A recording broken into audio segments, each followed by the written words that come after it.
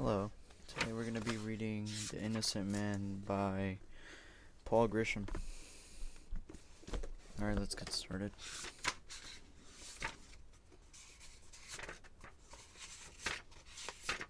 Chapter 1. The rolling hills of southeast Oklahoma stretch from the Norman across Arkansas and show little evidence of vast deposit of crude oil. And there were once beneath them some old rigs dot the countryside, active ones churn on pumping a few gallons, with each slow turn prompting a passerby to ask the effort really worth it. Many of them simply just given up and sit motionless amid the field of corridoring reminders of the glory days of gushers and wildcatters and instant fortunes. There are rigs scattered through the farmland around Ada, an old oil town of 16,000 with a college of a country courthouse. The rigs are idle, though the oil is gone. Money is now made in Ada by the hour in factories, feed mills, and pecan farms. Downtown Ada is a busy place. There are no empty or boarded up buildings on Main Street. Merchants survive through much of their business, moved to the edge of town because cafes were crowded at lunch. The Pontotoc County Courthouse was an old, cramped, and full of lawyers and their clients. Around it was usual hodgepodge of country buildings and law offices, the jail, a squat, windowless bomb shelter was for some forgotten reason built in the courthouse law. The methamphetamine scourge keeps it full. Main Street ends at the campus of each central university, home to 4,000 students, many of them commuters. The school pumps life into the community with a fresh supply of young people and faculty that adds some diversity to the southeastern Oklahoma. Few things escape the attention of Ada Evening News, a lively daily that covers the region and works hard to compete with the Oklahoman, the state's largest paper. They're usually world national news on the front page, then state and regional. Then the important items, high school sports, local politics, community calendars, and obituaries. The people in Ada and Pontotoc County are a pleasant blend of small-town southern and independent westerners. The accent could be from Texas or Arkansas, with flat I's and other long vowels. The Chickasaw Country, Oklahoma, has more Native Americans than any other state, and after 100 years of mixing many of white folks with Indian blood, the stigma was fading fast. Indeed, there is now pride in the heritage. The Bible Belt runs hard through Ada. The town has 50 churches from a dozen strains of Christianity. They are active places, not just on Sundays. There is one Catholic church and one for Episcopalians, but no temple or synagogue. Most folks are Christians or claim to be, and belong to the church is rather respected. A person's social status is often determined by religion affiliation. With 16,000 people, Ada is considered large for rural Oklahoma. It attracts factories and discount stores. Workers and shoppers make drive from several countries.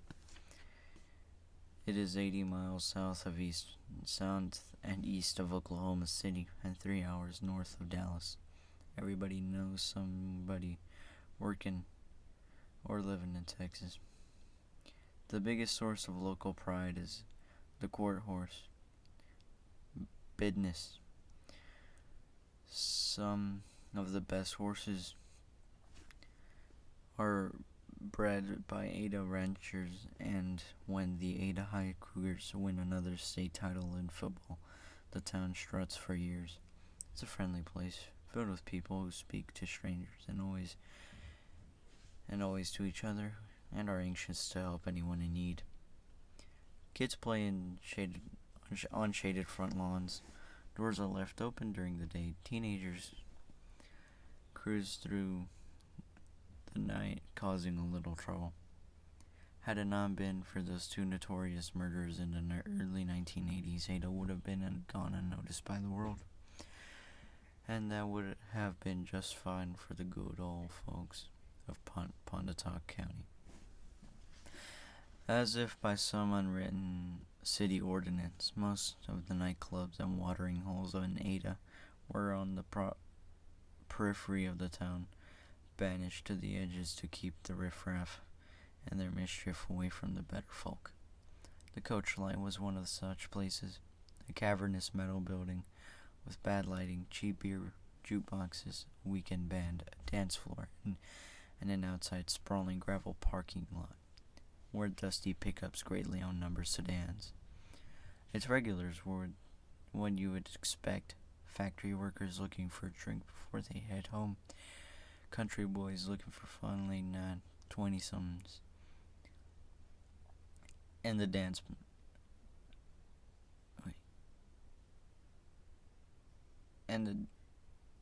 and party crowd just there to listen to the live music. Vince Gill and Randy Travis passed through early in their careers. It was a popular and busy place, employing many part-time bartenders and bouncers and cocktail waitresses. One was Debbie Carter, a 21-year-old local girl who had graduated from Ada High School a few years earlier and was enjoying a single life. She held two other part-time jobs and also worked occasionally as a babysitter. Debbie had her own car that lived by herself in a 3-room apartment above the garage of 18th Street near East Central University. She was a pretty girl, dark-haired, slender, athletic, popular with the boys, and very independent. Her mother, Perry Stillwell, worried that she was spending too much time at the Coach Light and other clubs. She had not raised her daughter to live such a life. In fact, Debbie had been raised in the church. After high school, though, she began partying and keeping later hours. Peggy objected, and they fought occasionally over the new lifestyle. Debbie became determined to have her independence. She found her an apartment and left home and remained very close to her mother. On the night of December 7, 1982, Debbie was working at a Coach Light, serving drinks and watching the clock. It was a slow night, and she asked her boss if she could go off duty and hang out with some friends. He did not object, and she was soon sitting at a table having a drink with Gina Vetta, a close friend from high school, and some others. Another friend from high school, Glenn Gore, stopped by and asked Debbie to dance. She did, but halfway through the song, she suddenly stopped and angrily walked away from Gore. Later in the ladies' restroom, she said that she would feel safer if one of her girlfriends would spend the night at her place, but she did not say what worried her. The Coach Light began closing early, around 12:30 a.m. Gina Vetti invited several of the group to have another drink at her apartment. Most said yes. Debbie, though, was tired and hungry and just wanted to go home. They drifted out to the club, no particular hurry. Several people saw Debbie in the parking lot chatting. With Glenn Gore as a Coach Light was shutting down. Tommy Glover knew Debbie well because he worked with her in a local glass company. He also knew Gore as he was getting in his pickup truck to leave. He saw Debbie open the driver's door in the car. Glenn appeared from nowhere, and they talked for a few seconds. Then she pushed him away. Mike and Terry Carpenter both worked at the Coach Light. He as a bouncer, she as a waitress. As they were walking to their car, they passed Debbie's. She was in a driver's seat talking to Glenn Gore, who was standing beside her door. The carpenters waved goodbye and kept walking. A month earlier, Debbie had told Mike that she was afraid of Gore because of his temper. Tony Ramsey worked at the club Shoeshine Girl. The oil business was booming in Oklahoma in 1982. There were plenty of nice boots being worn around Ada. Someone had to shine them all. And Tony picked up some much-needed cash. She knew Gore well. As Tony left that night, she saw Debbie sitting behind the wheel of her car. Gore was in the passenger side, crouching by the open door outside the car. They were talking what seemed to be a civilized manner. Nothing appeared to be wrong. Gore, who didn't own a car, had bummed a ride to the coach light with an acquaintance named Ron West, arriving there around 11:30. West ordered beers and settled in to relax while Gore made the rounds. He seemed to know everyone.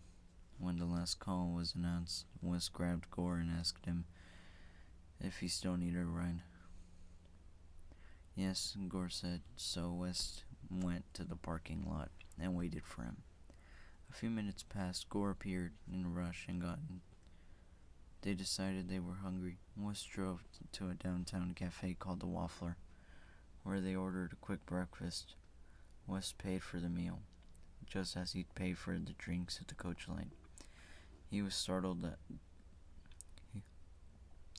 he had started the night at Harold's, another club where he'd gone to looking for business associates. Instead, he bumped into Gore, who worked there as an occasional bartender and a disc jockey. The two hardly knew each other, but when Gore asked for a ride, the coach light, West couldn't say no.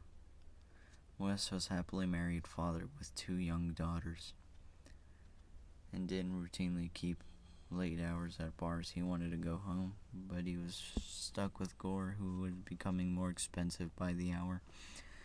When they left the cafe, West asked his passenger where he wanted to go. To his mother's house, Gore said, on Oak Street.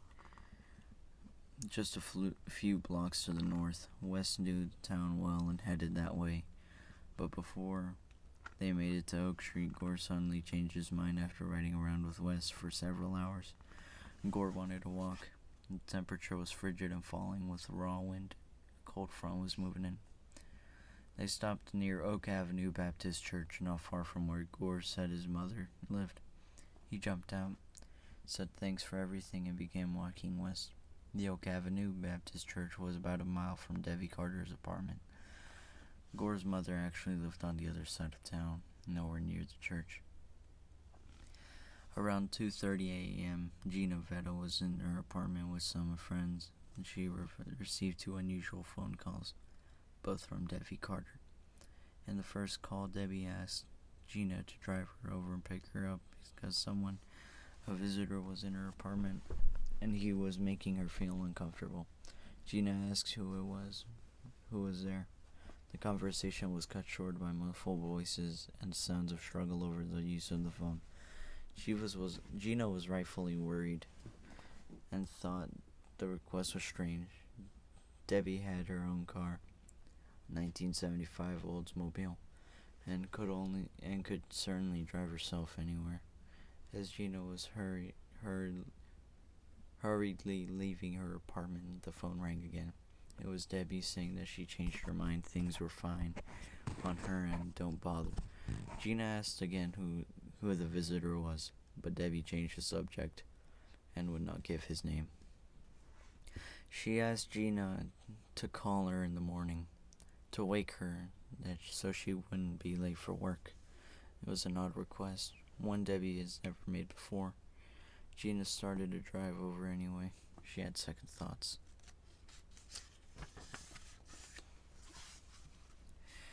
She had guests in her apartment. It was very late. Debbie Carter could take care of herself. And besides, if she had a guy in her room, Gina wouldn't want to intrude. Gina went to bed and forgot to call Debbie a few hours later. Around 11 a.m., December 8th, Donna Johnson stopped by to say hello to Debbie. The two had been close since high school before Donna moved in to Shawnee. An hour away, she was in town for the day to see her parents and catch up with some friends. As she bounced up to the narrow outdoor staircase to Debbie's garage apartment, she slowed and realized she was stepping on broken glass. The small window in the door was broken for some reason. Her first thought was that Debbie locked her keys inside and was forced to break the window to get in. Donna knocked on the door. There was no answer. She heard music on the radio inside. She turned the knob, realized that the door was not locked. One step in, she knew something was wrong. The small den was a wreck. Sofa cushions thrown on the floor, clothing scattered about across the wall. To right, someone had scrawled with some type of reddish liquid. Jim Smith will be next to die. Donna yelled Debbie's name. No response. She had been in an apartment once before. She moved quickly to the bedroom, still calling for her friend. The bed has been moved. Yank it out of place. All of the covers pulled off. She saw a foot. Then on the floor, on the other side of the bed, she saw Debbie, face down, nude, bloody, with something written on her back. Donna froze in horror, unable to step forward, instead staring at her friend, waiting for her to breathe. Maybe it was just a dream, she thought. She backed away and stepped into the kitchen, where on a small white table she saw more words scribbled on the left behind it by the killer. He could still be in here. She suddenly thought, then ran from her apartment to her car. She sped down the street convenience store, where she found a phone and called Debbie's mother. Peggy Stillwell heard the words but could not believe them. Her daughter was lying on the floor, nude, bloody, not moving. She made Donna repeat what she'd said and ran to her car. The battery was dead. Numb with fear, she ran back inside, called Charlie Carter, Debbie's father and her ex-husband. The divorce a few years earlier had not been admissible. The two rarely spoke. No one answered at Charlie Carter's. A friend named Carl Edwards lived across the street from Debbie. Peggy called her, told her something was terribly wrong, and asked to run and check on her daughter. Then Peggy waited and waited. Finally, she got called from Charlie again. She answered the phone. Carol Edwards ran down the street in an apartment, noticed the same broken glass. She stepped inside and saw the body. Charlie Carter was a thick-chested brick mason who occasionally worked as a bouncer at the coach lane. He jumped from his pickup and raced towards his daughter's apartment. Along the way, thinking every horrible thought a father could have. The scene was worse than anything he could have imagined. When he saw her body, he called her name twice. He knelt beside her and gently lifted her shoulder to see her face. A bloody washcloth was stuck in her mouth. He was certain his daughter was dead, but he waited anyway, hoping for a sign of life. Where there was none. He stood slowly, looked around. The bed has been moved and shoved away from the wall. The covers were missing. The room was in disarray, obviously. There had been a struggle. He walked to the den and saw the words on the wall. Then he went to the kitchen and looked around. It was a crime scene now. Charlie stuffed his hands in his pockets and left. Donna Johnson and Carol Edwards were on the landing outside of the front door, crying and waiting. They heard Charlie say goodbye to his daughter and could tell how sorry he was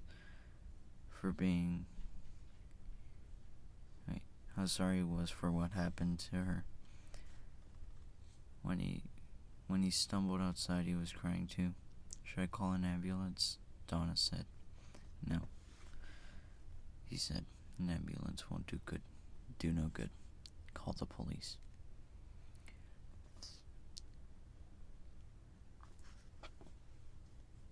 We're gonna resume the story next episode. Have a good day.